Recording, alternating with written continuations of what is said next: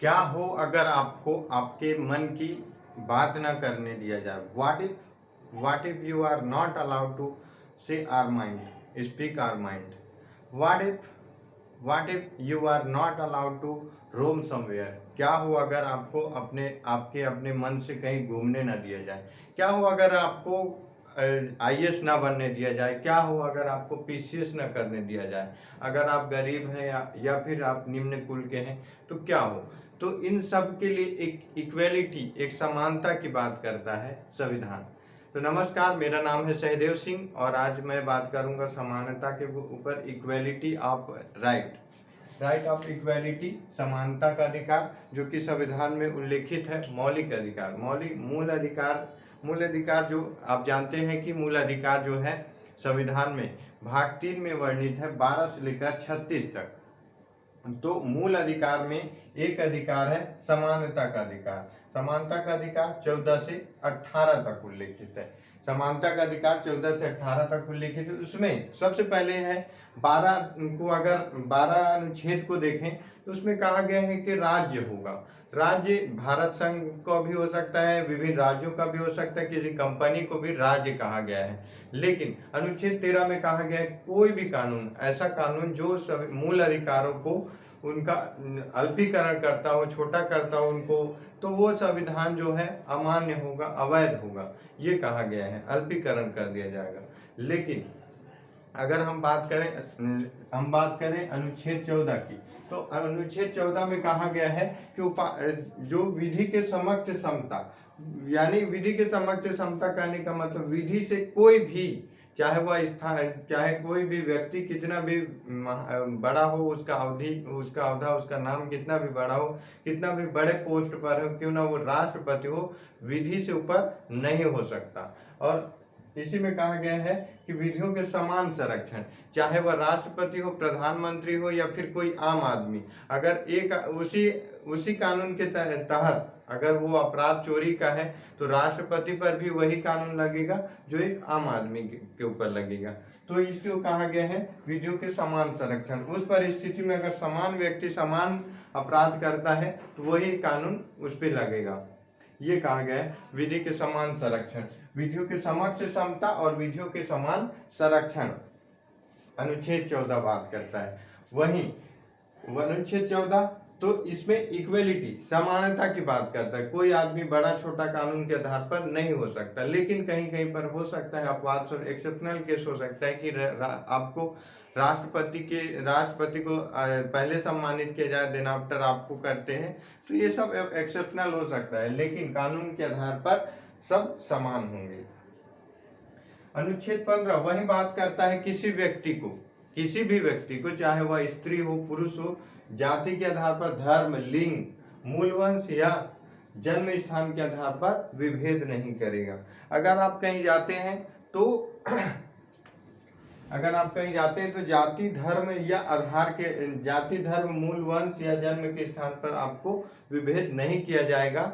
आपको किसी भी अवसर को पाने के लिए आपको आर्टिकल 15 में कहा गया है कि विभेद नहीं किया जाएगा, चाहे आप स्त्री हो, पुरुष हो, या फिर किसी भी जाति से बिलोंग करते हो, या मूल वंश, या किसी भी स्थान, चाहे आप कन्याकुमारी, जम्मू कश्मीर या फिर नागालैंड, किसी भी जगह से हो, आपको विभेद नहीं किया जाएगा। भारत में इक्वेलिटी, समानता की बात करता है। अनुच्छेद 16 वही बात करता है। अनुच्छेद 16 लोक नियोजन के प्रयोजन में, अवसर में समानता होगी।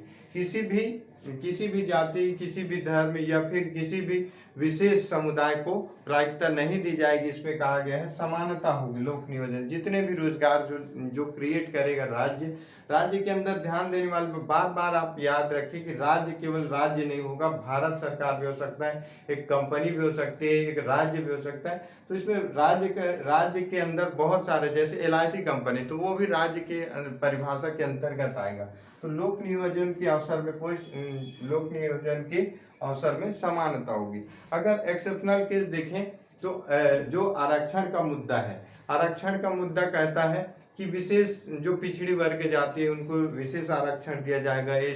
ST होगा उसको, SC होगा उनको। तो ऐसा कहा गया है कि राज्य जो है किसी विशेष समुदाय किसी विशेष समुदाय को लेकर उनके प्रमोशन, उनको बढ़ावा देने के लिए आरक्षण का कानून ला सकता है। तो ये एक्सेप्शनल केस। देन आफ्टर हम बात करते हैं कि उपाधियों का अंत, सॉरी अप्रियता का अंत। अप्रियता का कहने का मतलब क्या है? अनुच्छेद 17, अनुच्छेद 17 बात करता है कि आपको किसी भी, अगर यहाँ ये डिफाइंड नहीं है कि आप किसी धर्म के आधार पर अप्रियता किया जाएगा। यहाँ अप्रियता संविधान में, ध्यान रखना कि संविधान में कहीं भी अप्रियता का मतलब या अर्थ उसको संविधान में नहीं बताया गया है। अप्रियता का मतलब है किसी भी छुआछूत नहीं किया जाएगा, किसी भी जाति या जाति से उसको छुआछूत नहीं कर सकते। तो अनुच्छेद हो गया 17 में अप्रियता का अंत। उपाधियों का अंत होता है 18, अनुच्छेद 18। उपाधियों का अंत, कोई भी महाराजाधिराज, राजा या फिर राजकुमार, ऐसी कोई उपाधि आपको मिलती है तो वो अंत शून्य होगी, आपका वो उपाधि मान्य नहीं होगा। आपको चौधरी अगर होती हो तो वो सब आपको, आपका जो उपाधि आप अपने उपसर्ग में नहीं लगा सकते।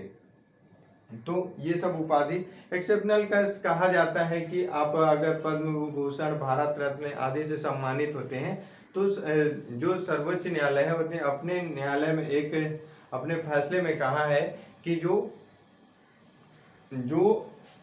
पद्म विभूषण जो है ये उपाधि के अंतर्गत नहीं आते हैं, लेकिन शिक्षा और सैनिक संबंधी अगर आपको कुछ उपाधि मिलती है तो उसका अंत नहीं किया जा सकता।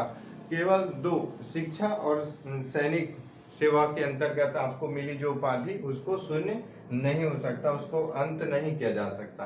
तो हमने क्या क्या पढ़ा? अनुच्छेद 14। अनुच्छेद 14 में विधियों के समक्ष समता और विधियों का समान संरक्षण। अनुच्छेद 15 धर्म, मूल व जाति, जन्म स्थान के आधार पर विभेद नहीं किया जा सकता। अनुच्छेद 16 लोक नियोजन के अवसर में समानता। अनुच्छेद 17 अप्रियता का अंत। अनुच्छेद 18 उपाधियों का अंत होगा। तो समानता के जो अधिकार है अनुच्छेद 14 से लेकर 18। आई होप कि 14 से 18 तक का जितने भी आर्टिकल हैं वो आपको याद हो गए होंगे, याद नहीं, और जितने भी इस बेसिस पे, इस समानता के अधिकार पे क्वेश्चन बनते हैं उनको जरूर आप लगाएं, देखें कि इससे किस प्रकार के क्वेश्चन क्रिएट होते हैं। आई होप कि ये वीडियो आपको पसंद आया होगा। अगर वीडियो पसंद आया होगा तो लाइक करें, सब्सक्राइब करें और वीडियो में कमेंट जरूर करें ताकि हम अपना next video next new better के साथ ला सकें। वीडियो को अंत तक देखने के लिए आप सभी का बहुत बहुत धन्यवाद।